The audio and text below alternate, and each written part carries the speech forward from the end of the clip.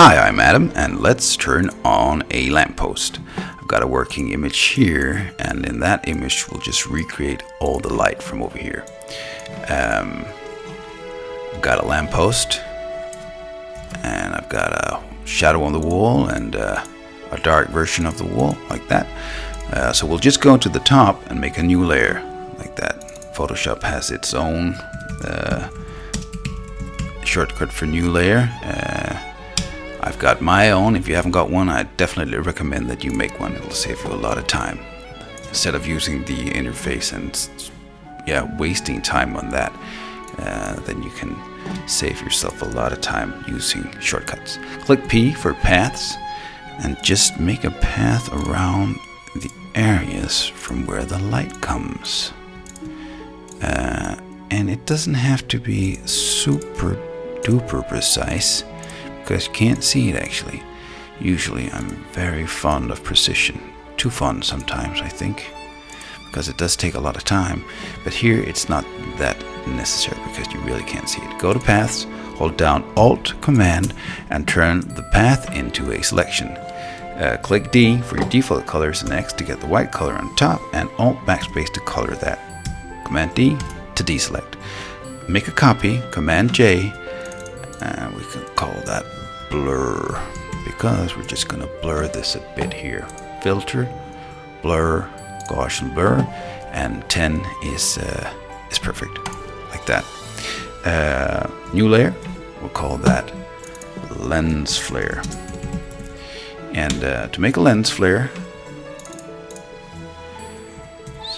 I'm sorry.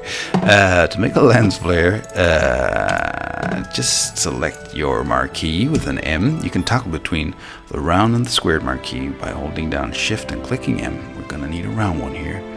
And a feather of 60 is nice, and just hold down Shift and make a perfect round selection.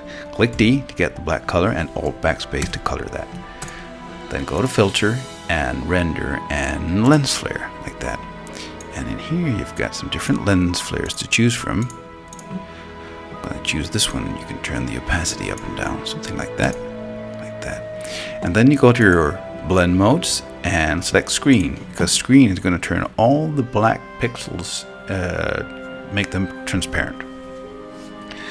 But I think we want a little bit more transparency actually, so we'll just go to Levels, Command L, and just drag the dark slider like that.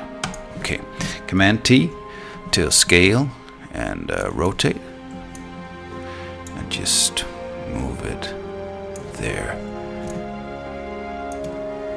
There you go. New layer, we'll call that Vivid Light Top. That really does look like, and it is. I'm getting old, I can't see it. My legs are old and bent. Like that. Vivid Light Top. B for your brush. Select a nice warm yellow color. Make sure your opacity isn't too high. You can just change it by using the numbers on your keyboard. 10 is good. And then just color around like that. Go to your blend modes and select Vivid Light. There you go. And maybe turn the opacity down. You could turn the opacity down if you've got your move tool, that's V, selected or active, and then just use the numbers on your keyboard. I think 70 is nice for this. Go to your lamppost layer and make a new layer, and we'll call that Vivid Light Ground. And we'll do exactly the same here. B for our brush tool, and we'll just color that a bit. Go to Vivid Light, and it's a bit too red.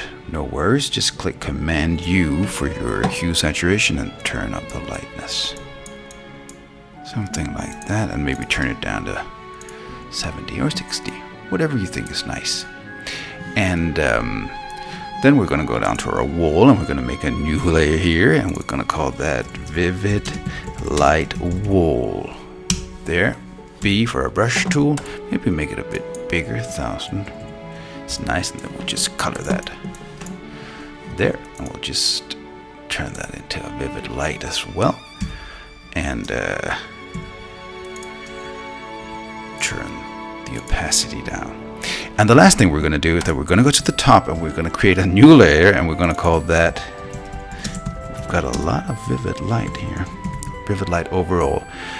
I really like to make this layer when I make night scenes, where I select like a cool blue color and then just color that layer, alt backspace there, and go to vivid light again and 10%, and then you'll get that the yummy relationship between the orange and the blue color. And I think what I actually did here was that I made a layer mask so I could just see a bit more of the orange through it. Just made that area a bit more transparent. There you go. Thanks for watching. Take care and be well.